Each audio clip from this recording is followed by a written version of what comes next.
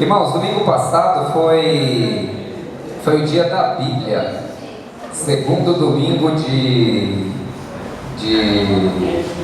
dezembro, é o dia da Bíblia Sagrada.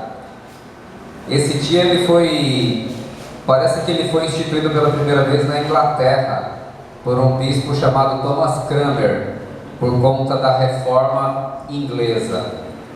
E era um dia especial para que o rei, ele conclamasse toda a Inglaterra para que orasse, para que o livro fosse lido pelos súditos ingleses. Então é um dia especial. Isso foi sendo instituído durante a reforma protestante em vários países, e demorou um pouco para esse costume chegar no Brasil, porque o Brasil ele era um país católico. Então, logo que o protestantismo chegou no Brasil, era um grupo pequeno de congregacionais dentro do Império Brasileiro, e isso não foi instituído de cara. Mas, se eu não estiver enganado, com Dom Pedro II, já começou a ser celebrado esse dia. E desde então, impulsionado também pela Sociedade Bíblica do Brasil, os evangélicos brasileiros começaram a celebrar o dia da Bíblia. Era o segundo domingo de dezembro, que é o segundo domingo. Quem conhece o calendário litúrgico, é o segundo domingo do Advento. Esse é o terceiro domingo do Advento. Depois teremos o quarto domingo de Advento. São os 4 domingos que antecedem o Natal. Algumas igrejas litúrgicas celebram especificamente o dia do Advento, como a igreja anglicana, presbiteriana, luterana, enfim. Não é o nosso caso aqui, mas fazemos lembrança disso. E domingo passado eu fui convidado para pregar numa igreja lá na Zona Norte, justamente para celebrar o dia da Bíblia. Como nós não fizemos aqui, especificamente com esse tema, com essa temática, eu vou pregar a mesma mensagem que eu preguei no domingo passado nessa igreja, com a intenção de celebrar o dia da Bíblia e incentivar os irmãos para que desejem estudar mais a palavra do Senhor. A média de estudo das Escrituras Sagradas de um homem de Deus no tempo da Reforma, de um líder como Martinho Lutero, João Calvino, Zwinglio, quando você pega o diário desses homens, como John Wesley, como Charles Spurgeon, como Lloyd Jones, grandes homens, pregadores da palavra do Senhor, William Wilberforce, que foi um deputado que lutou pelo fim da escravidão, um deputado inglês, era uma média de leitura de 2 horas diária, de leitura da Bíblia e oração. E é um costume que os protestantes evangélicos, com o tempo, foi se perdendo isso, infelizmente, porque nós estamos muito ocupados com outras coisas. Eu não faço 2 horas de leitura, de oração e leitura da Bíblia todos os dias. Chego perto, mas não faço 2 horas. Então, uma mensagem como a de hoje é tentar despertar esse desejo em nossos corações. Neemias capítulo 8. Vamos ficar em pé para ler a palavra do Senhor.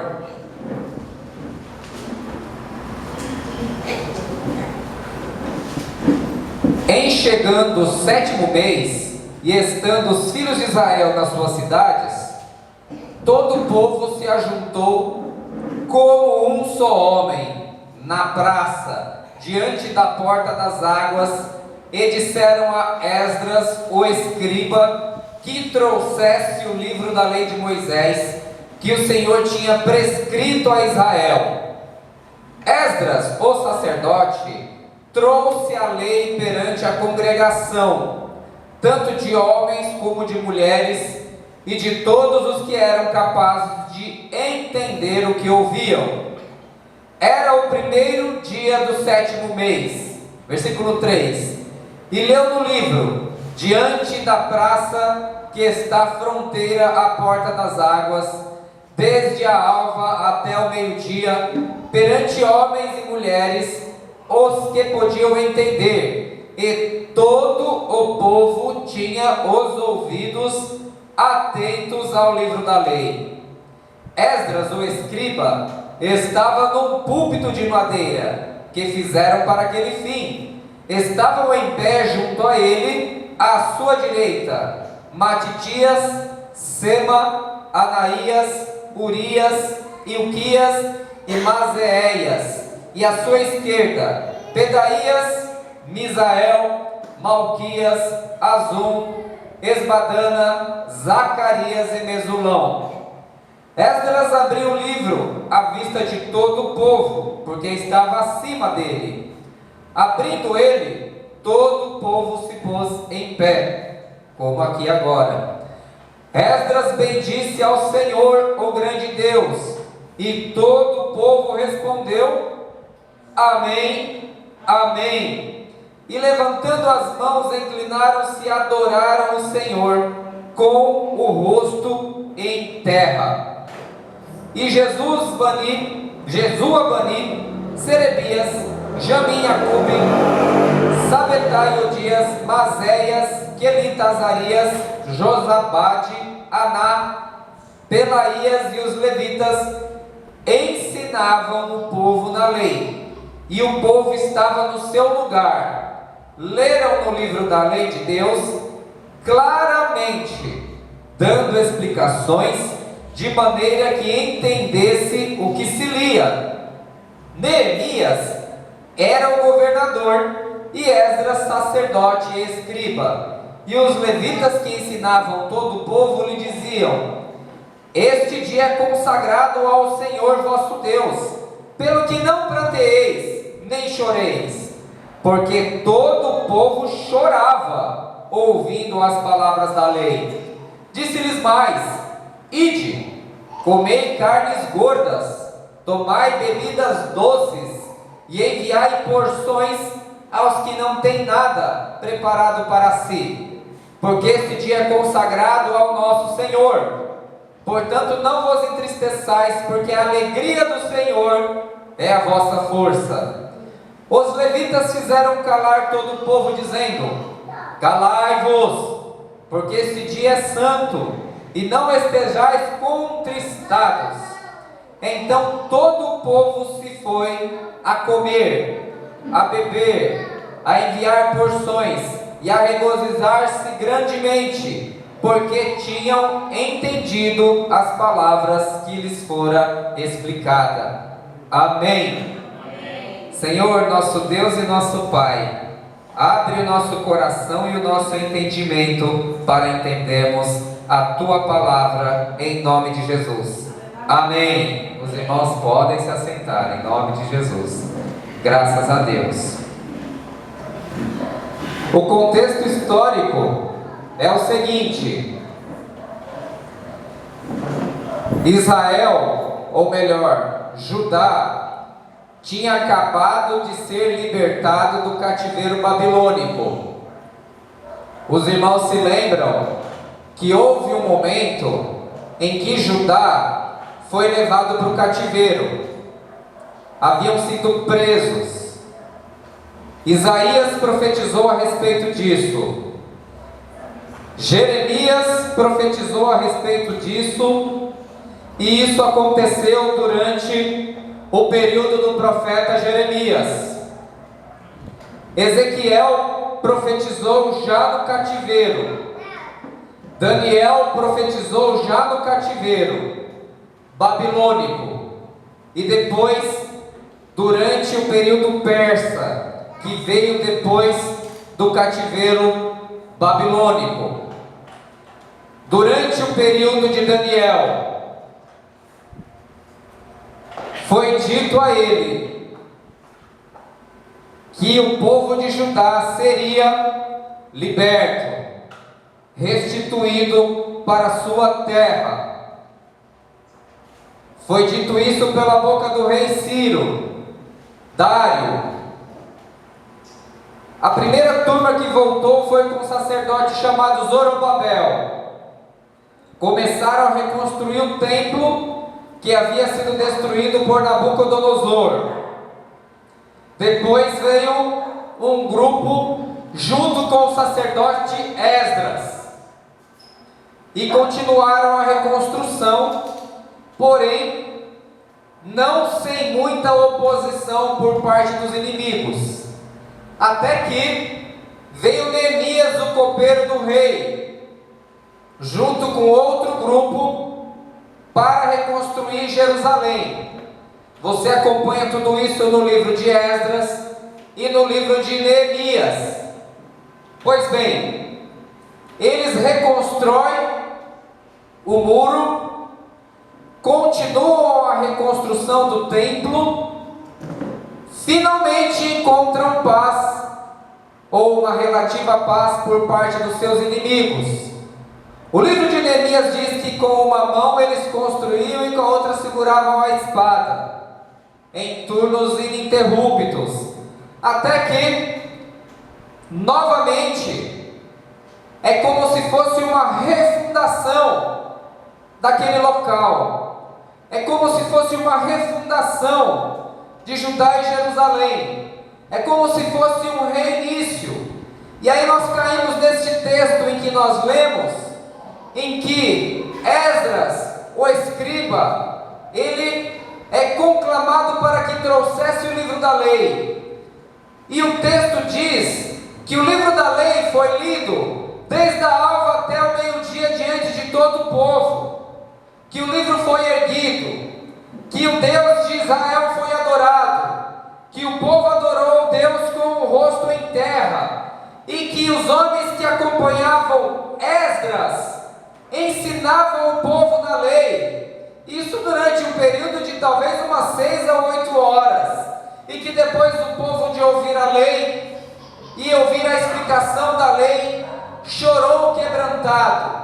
Mas como era a época da festa das trombetas, não era o período da expiação, não era momento de tristeza, e sim momento de alegria, de modo que os levitas exortaram ao povo que parassem de chorar, que repartissem alimentos, que mandassem alimentos para as pessoas que não tinham alimentos. E o texto encerra que o povo estava muito feliz, porque tinham ouvido a lei e tinham entendido a explicação da lei, porque naquele momento histórico, esse povo já falava aramaico, e a lei havia sido escrita em hebraico, e nem todo mundo entendia o hebraico, de modo que precisava ser traduzido. Então, nesse momento de reavivamento deste povo, toda a ênfase foi dada à palavra de Deus, como sempre acontece no meio do povo de Deus, um reavivamento quando a palavra de Deus é lida e explicada.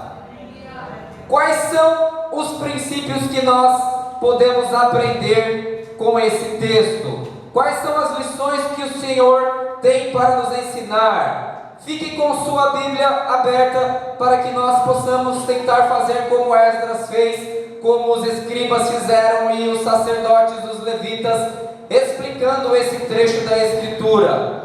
Em primeiro lugar, nós precisamos ter em mente que o livro precisa ser trazido.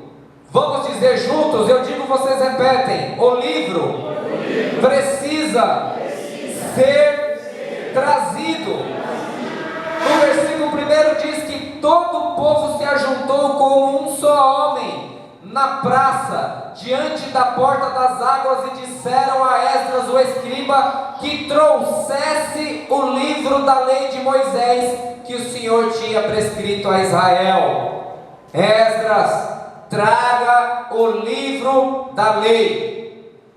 Todas as vezes que há um reinício, todas as vezes que há uma refundação da República dos Eleitos, do Reino dos Santos, do povo de Deus, da Igreja de Deus, do povo que se chama pelo nome de Deus, uma nova ênfase é dada à palavra de Deus.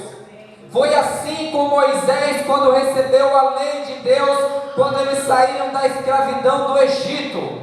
Foi assim com Josias, quando o rei descobriu a lei e celebrou uma Páscoa que não era celebrada desde a época do profeta Samuel. Você pode ver isso em 2 Crônicas 34, 35. Foi assim em Atos dos Apóstolos, quando os apóstolos eles pregaram inspirados pelo Espírito Santo e 3.000 pessoas se converteram, e lá em Atos 2,42 diz que eles perseveravam na doutrina dos apóstolos, que nada mais era do que a pregação do Antigo Testamento em tudo aquilo que se referia àquilo que Jesus fez na vida do seu povo, anunciando como Senhor e Salvador. Foi assim durante a reforma de Martinho Lutero, quando ele traduz a Bíblia para o alemão e entrega a palavra do Senhor na mão dos povos, onde uma nova ênfase é dada à palavra de Deus. Foi assim em todos os grandes avivamentos de John Wesley, Charles Spurgeon, Charles Finney, Moody, Lloyd Jones e todos os grandes evangelistas, Billy Graham. Quando há um avivamento, há uma nova ênfase na palavra de Deus.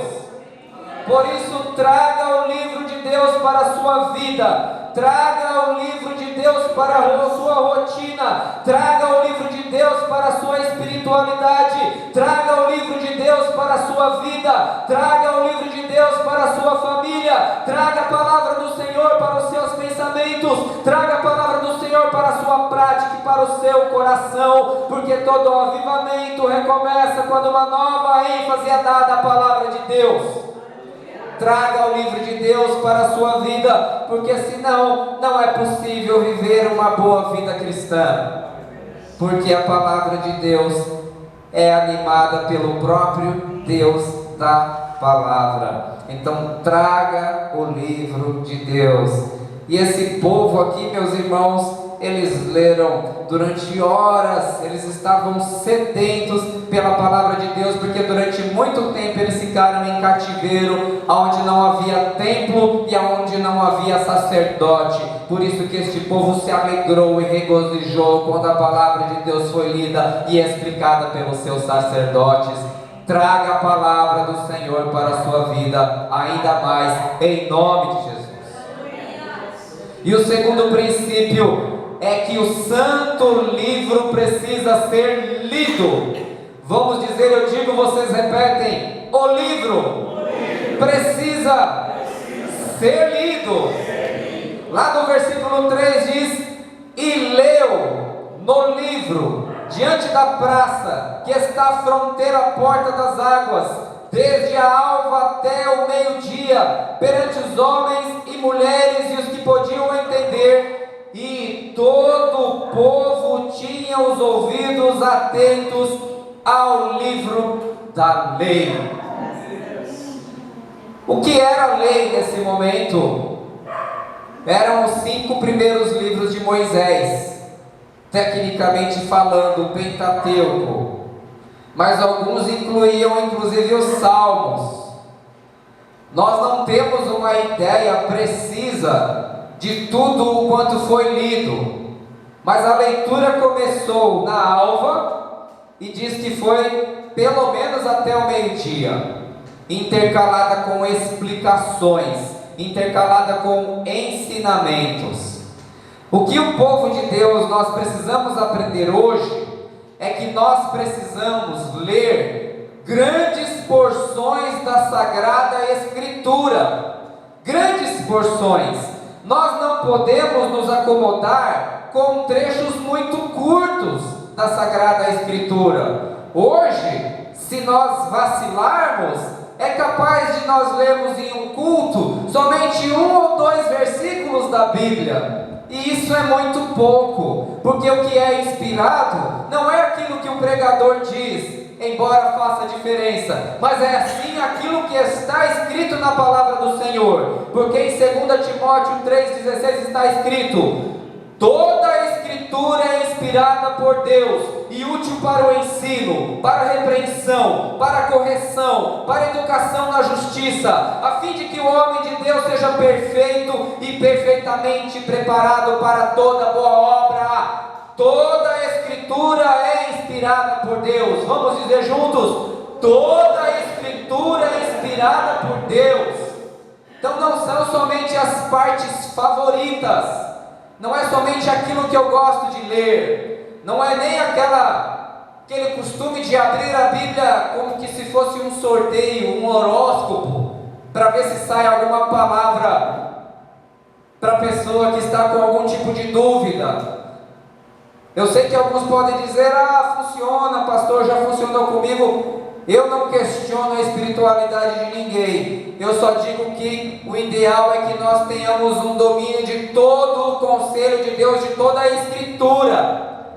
Por isso o ideal é que na sua devocional, na sua vida privada, você leia a Bíblia de forma contínua, do começo até o fim, e não ficar somente em algumas passagens. Jesus em Marcos 13:31 diz: passarão os céus e a terra, mas as minhas palavras jamais passarão. Em João 14:23 ele diz: aquele que me ama guardará a minha palavra, e o meu Pai o amará, e viremos para ele e faremos nele morada. A prova cabal de que nós amamos a Jesus é cantar muito. Não, sei lá, dá um exemplo aí, me ajuda. Dançar muito, gritar muito, ver muita televisão, jogar muito. Bater não. A prova cabal do amor que nós temos por Jesus é se nós guardarmos a palavra dele.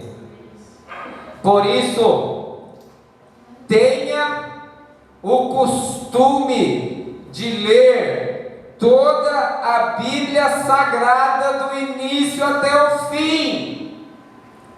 A Bíblia é como a vida, tem partes fáceis e partes difíceis, tem partes agradáveis e partes desagradáveis, mas há muitas promessas para quem ler a palavra e guardá-la no seu coração.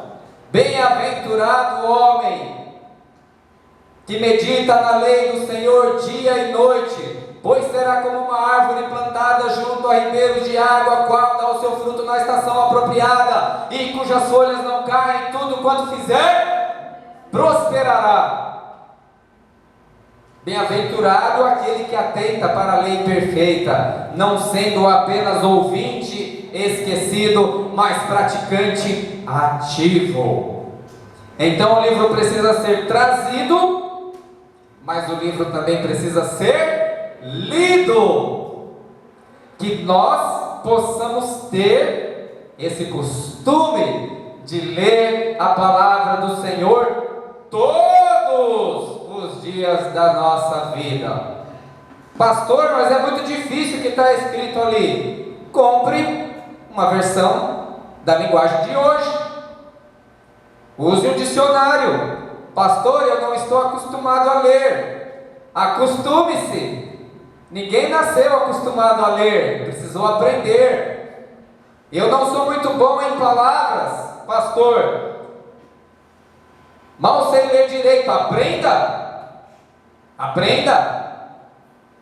Mas o mais importante é saber que para a nossa espiritualidade cristã evangélica protestante, a coisa central é guardarmos a palavra do Senhor em nosso coração e termos esse costume, e assim seremos considerados pessoas nobres, porque quando Paulo foi pregar em Bereia, disse lá que eles eram nobres porque eles conferiam tudo que Paulo dizia conforme a Sagrada Escritura. Que nós possamos ter esse costume. Não é pecado não, viu? Na verdade é um sinal de nobreza, porque se nós não fizermos isso constantemente, estamos sujeitos a sermos enganados por lobos vorazes, e nós não queremos ser enganados por lobos vorazes. Amém? Então traga a Bíblia e leia a Bíblia em nome de Jesus. Terceiro princípio que nós aprendemos aqui é que o Santo Livro precisa ser explicado. O livro, diga. O livro precisa ser explicado.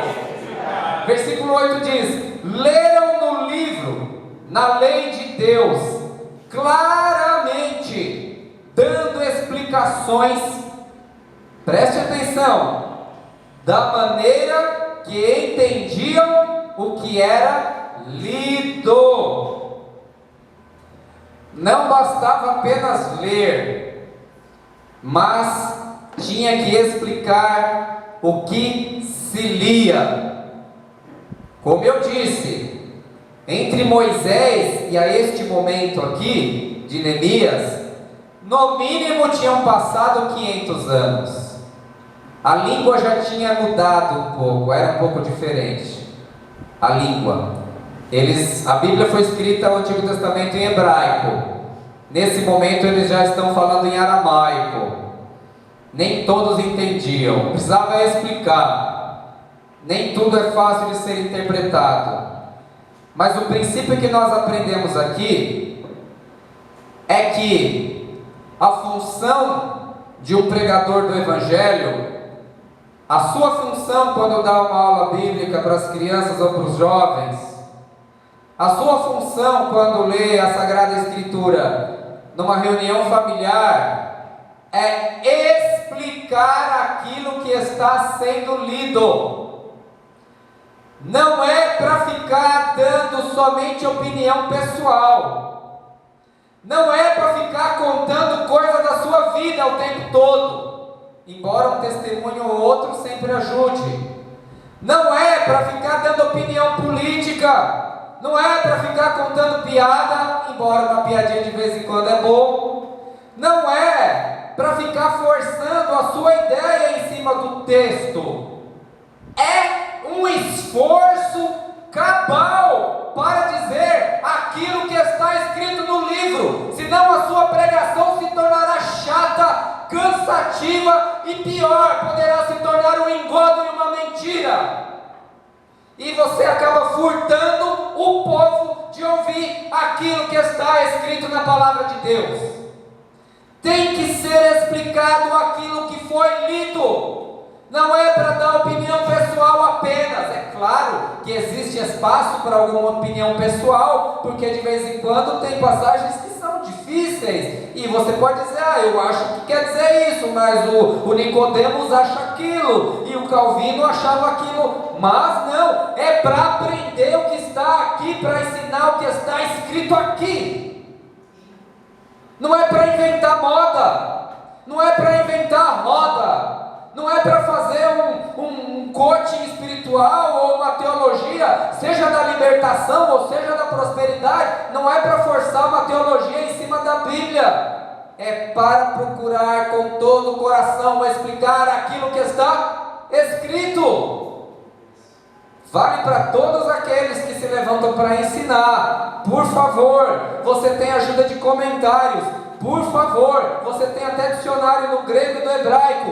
Por favor, você tem dicionário da língua portuguesa. Por favor, explique aquilo que está escrito e não fuja disso. Não vá além daquilo que está escrito para não ser condenado com os réprobos. Em nome de Jesus. Porque haverá dias que terão fome da palavra de Deus e irão procurar aqueles que ensinam a palavra de Deus. Esforce-se para aprender esse livro. Lá em Atos 8, 26, 40 conta a história de Felipe, que encontrou um eunuco da Etiópia que estava indo adorar em Jerusalém, e ele estava lendo o livro do profeta Isaías, e Felipe foi levado pelo Espírito Santo até próximo desse homem, assim como muitas vezes você é levado pelo Espírito Santo para perto de pessoas que querem entender algo da palavra de Deus. E Felipe perguntou para aquele eunuco: entende o que lês? E o eunuco disse o quê? Como entenderei se não há quem me explique? O livro do profeta Isaías. E o texto de Atos diz que a partir daquela passagem, Filipe anunciou a Cristo. Que nós possamos aprender, a partir de qualquer passagem bíblica, anunciar a Cristo, pois para isso nós fomos chamados.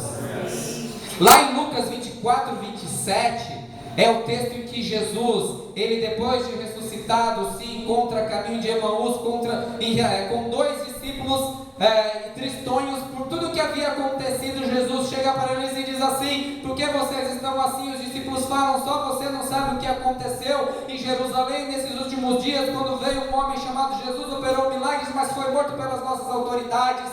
E aí Jesus olha para eles e diz assim: ó, tardios de coração, pois não convia acontecer ao Cristo tudo aquilo que estava escrito. E o texto de Lucas 24, 27 diz: começando por Moisés, discorrendo por todos os profetas, expunha-lhes tudo o que havia a seu respeito e o que constava em todas as escrituras.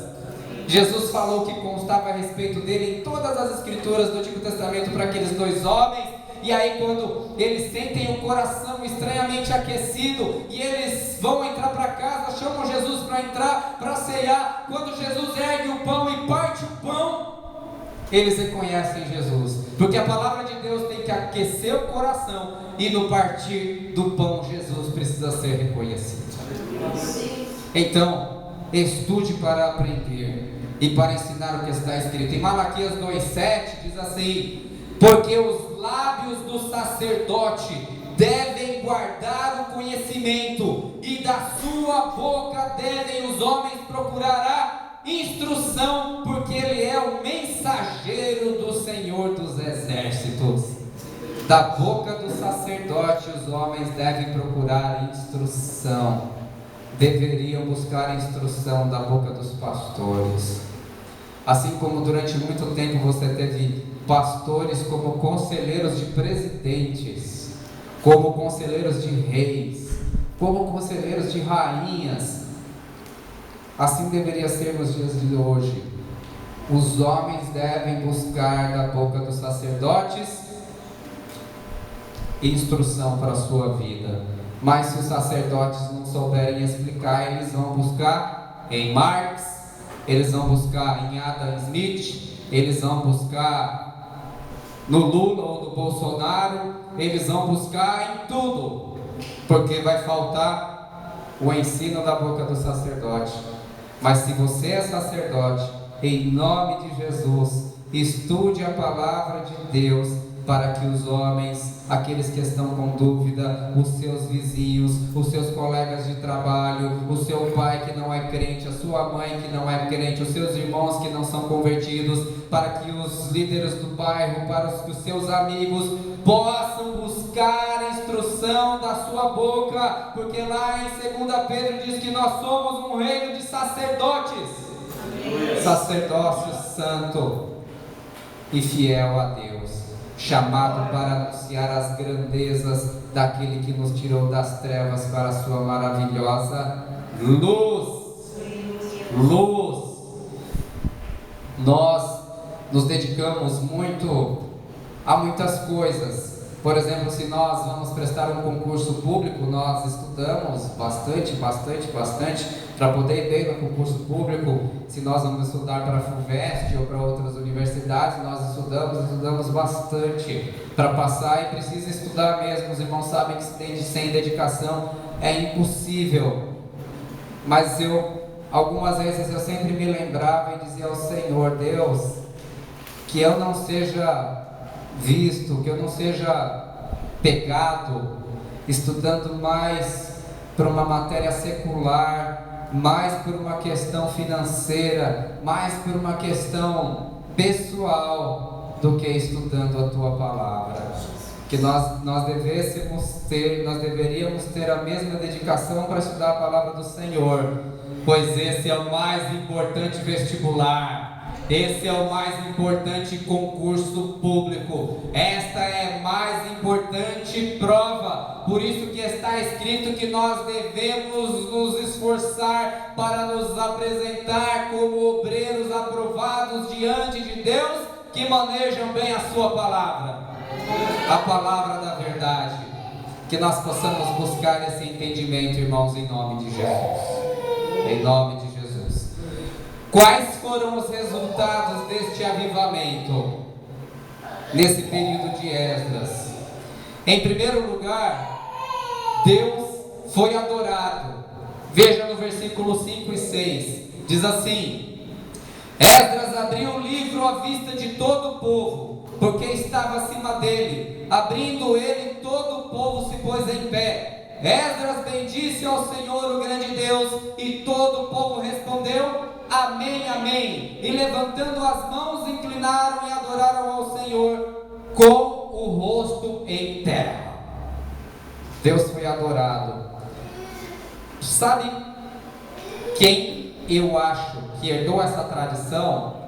Não foram os judeus e nem os cristãos, foram os islâmicos, foram os muçulmanos, que em todos os lugares do mundo até hoje adoram o Senhor, o que eles entendem de Deus, Allah, e todo árabe chama Deus de Allah, independente de ser muçulmano ou não. Eles adoram o Senhor com o rosto em terra quando o Alcorão é lido.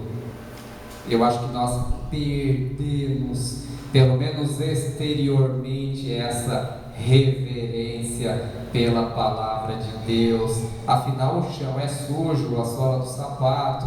Nós não fazemos todo um ritual como eles fazem de lavar os pés antes de entrar numa mesquita e colocar os pés no tapete. Mas que nós possamos ter essa reverência espiritual, porque a palavra de Deus deve inspirar adoração no meio do povo de Deus. E veja, essa adoração foi feita com o rosto prostrado em terra. Quando foi a última vez que nós adoramos ao Senhor com o nosso rosto prostrado em terra?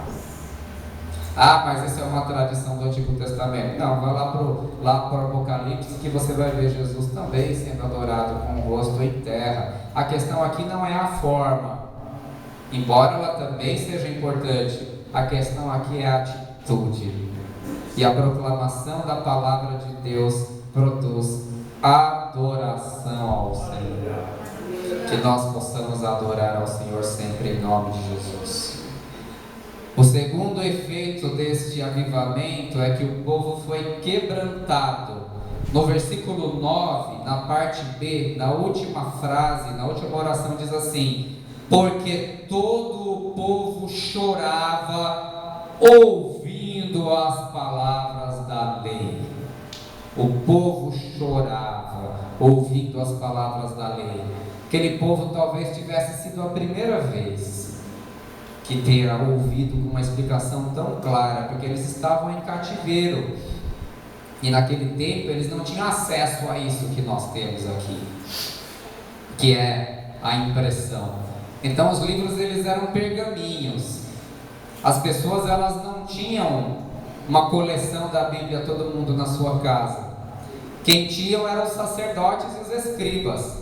Mesmo no início da igreja cristã, quem tinham eram os presbíteros. Então, lá em Provérbios diz que para a alma faminta até o amargo lhe é doce, mas quem tem a abundância pisa os favos de mel.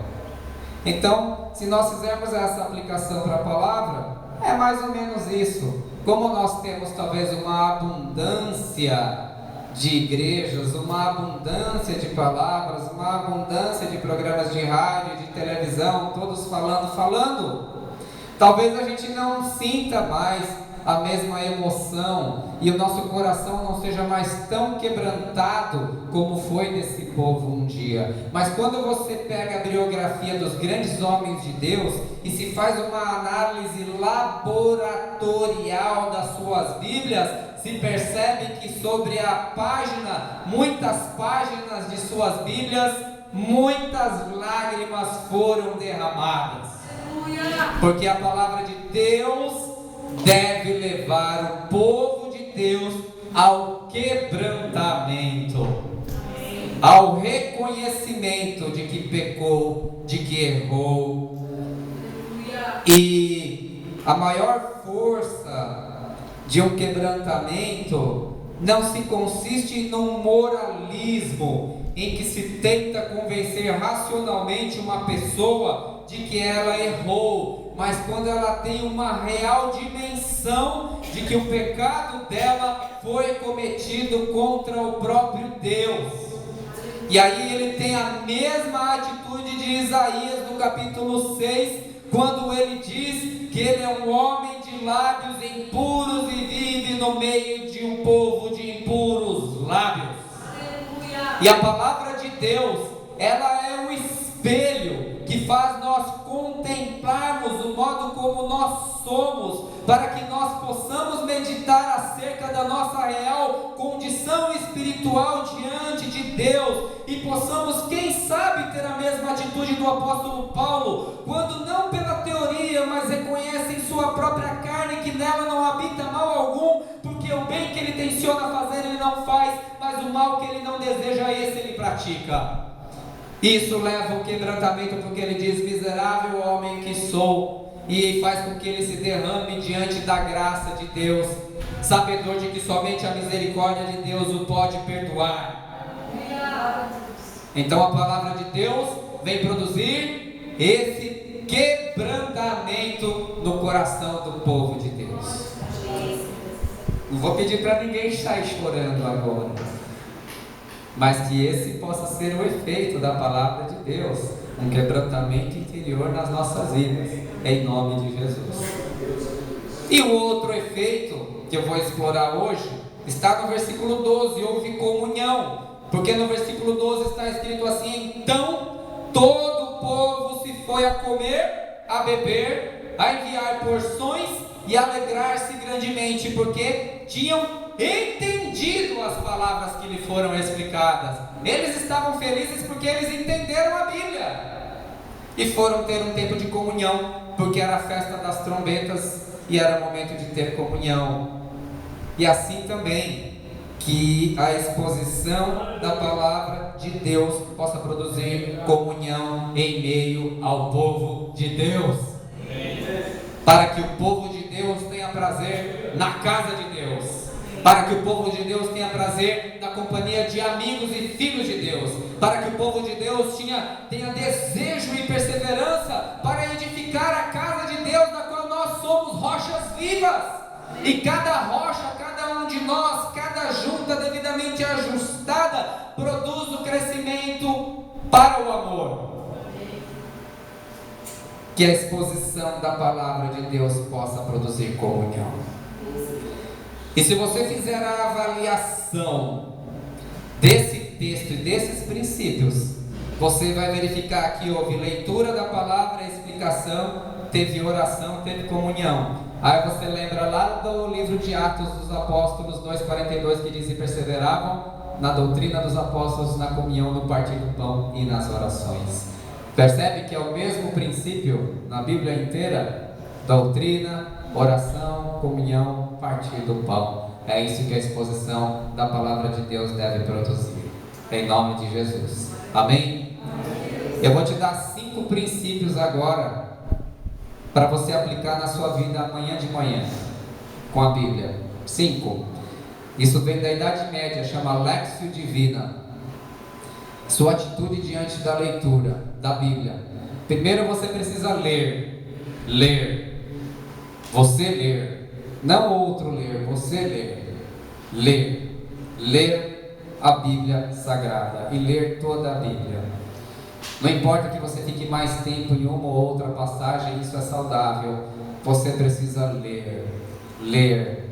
Não entendeu determinadas palavras? Procura um dicionário, um comentário. Precisamos ler a Bíblia, como foi dito aqui. Então, o primeiro dedo da mão, ler a palavra do Senhor, meditar nela. A lei é boa, perfeita, agradável. Leia lá nos Salmos o elogio à palavra de Deus, lá no Salmo 119. Ler. Em segundo lugar, você precisa orar. É Alexio Horácio. Você precisa orar para que você tenha sua mente iluminada para entender o que você está lendo, porque Paulo disse que as coisas espirituais se discernem espiritualmente, e que o Deus deste século cegou o entendimento dos incrédulos para que não venham a entender. Então há uma luta espiritual que não quer deixar você entender. Por isso você precisa orar para buscar entendimento. Então ler, orar. Depois você precisa meditar. É a meditácio. Precisa meditar, pensar naquilo que você leu. 2 princípios. Pense naquela passagem, que aquela passagem explica a respeito de Deus. E pense naquela passagem, o que ela diz sobre você. Leia a palavra de Deus como um espelho. Porque uma passagem que diz que nós contemplamos a palavra como um espelho. É o espelho que mostra e que aponta para nós a nossa real condição. Então, se a Bíblia diz, um exemplo, que nós não podemos ser avarentos. Avarento é um cara egoísta. E você lá, diz lá que a avareza é idolatria. Colossenses 3, você se pergunta, será que eu sou um homem avarento? Se a Bíblia diz que a cobiça é pecado, a sensualidade, a lascívia, você lê um texto daquele lá, por exemplo, da Obras da Carne, lá de Gálatas 5,19, e você se pergunta, será que eu sou um homem, uma mulher lasciva? E você se avalia à luz daquilo que você está lendo. Conhecereis a verdade e a verdade vos libertará da lascívia, do vício, de tudo. Mas tem que ter essa atitude, essa leitura, essa meditação. E aí você descobre que Deus é um Deus santo e que nós precisamos ser santos também. Então esse é o terceiro princípio. Quarto princípio é praticar. Praticar. Você leu, orou, meditou, agora pratica. Então se você leu lá um texto como de Mateus 25 e diz, tive fome, me deste de comer, tive sede, me deste de beber, estava nu, me vestiste, estava preso e foste me visitar. Você se lê segundo aquela palavra e você diz, há quanto tempo eu não visto alguém, há quanto tempo eu não alimento alguém, há quanto tempo eu não vou visitar alguém enfermo, há quanto tempo eu... E aí você pratica aquilo que Jesus disse, para que você possa chegar à parte final do texto, que diz que quem deu, quem visitou, quem vestiu, bendito de Deus, venha para o descanso eterno, e você que não fez, vá para a danação eterna. E quem eu não quero ir para a danação eterna, nem você.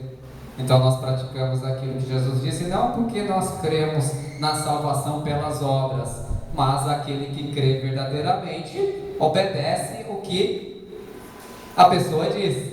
Você fala, eu acredito em Jesus, mas não obedece o que ele diz, cai naquela palavra, porque me chama Senhor, Senhor, e não fazem aquilo que eu vos mando. Então você tem que ler isso contra você. John Wesley, ele dizia, o método dele é ler a Bíblia contra ele. Eu estou desse jeito, sede santos como eu sou santo. Estarei eu buscando a santidade, ou saio daqui e já saio falando palavrão? Ou saio daqui e já saio vendo pornografia? Ou saio daqui e já saio brigando, respondendo os pais? Ou saio daqui e já saio maltratando a esposa? Ou saio daqui e já saio maltratando o marido? Se você faz isso, se eu fizer isso, é como se o espelho continuasse sujo. Por isso que nós precisamos constantemente estarmos sendo submetidos à leitura e à explicação da palavra do Senhor, porque aonde não há profecia, o povo se desvia. Então, ler, orar, meditar, praticar e comunicar-se. Comunicar, porque você aprende quando você ensina.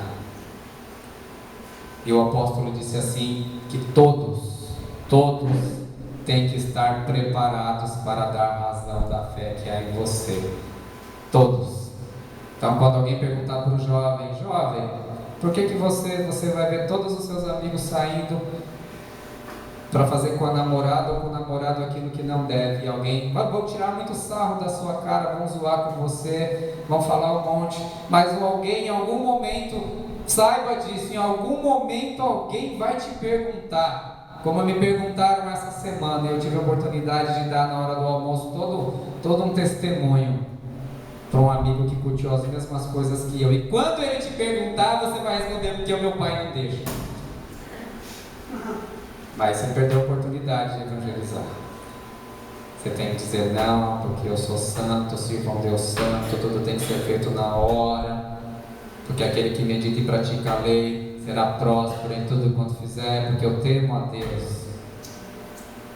E assim, ou quando você te perguntarem por que você não frauda o seu chefe junto com outros empregados que fraudam também, Quando alguém te perguntar por que você está ajudando o seu concorrente no vestibular, você está ajudando o seu concorrente para uma vaga de emprego, porque eu sou diferente, porque eu sirvo a um Deus diferente, porque eu fui chamado para servir, por um Deus que se colocou por último de todos, por isso que eu não puxo o tapete de ninguém.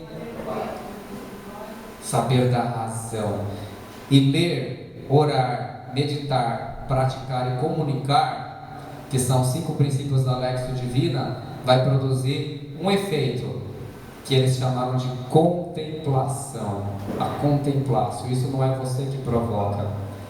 Quando nós lermos, orarmos, meditarmos, praticarmos e comunicarmos, o Espírito Santo vem sobre a nossa vida e produz um peso inefável e indescritível de glória na vida de cada um de nós. E aí você vai sentir e saborear o próprio Deus. Vinde ver de como o Senhor é bom, como está escrito. E quando você recebe essa comunhão, essa contemplação da parte de Deus, você que é uma pessoa inteligente, você vai pensar assim: puxa vida, tudo que eu fiz no mundo não me concedeu essa alegria. As festas que eu curti, as aventuras que eu tive, as coisas que eu usei, nada disso trouxe essa alegria. Mas quando eu resolvi ler, orar, meditar, praticar e comunicar a minha fé, o Espírito do Senhor veio sobre mim e eu aprendi o que significa na prática aquela palavra de receber o fruto do Espírito em meu próprio ser, que é o amor, a alegria, a paz, a longanimidade, a bondade, a mansidão e o domínio próprio, porque os filhos de Deus recebem em si a natureza do próprio Deus. E se nós tivermos essa transmutação, essa transformação em nossas vidas, nossa família não será mais a mesma, nosso bairro não será mais o mesmo, nosso trabalho não será mais o mesmo, nosso país não será mais o mesmo, porque assim poderemos dizer: Emanuel, Deus conosco, Ele anda no meio de nós. Que assim seja nas nossas vidas, em nome de Jesus. Que você ame esse livro, leia, ore, medite, pratique, comunique, que você ame a palavra do Senhor, porque muito sangue foi derramado para que ela chegasse até nós no dia de hoje, começando pelo sangue do nosso próprio Senhor. Amém? Amém. Graças a Deus. Aplauda o Senhor pela palavra dele, em nome de Jesus.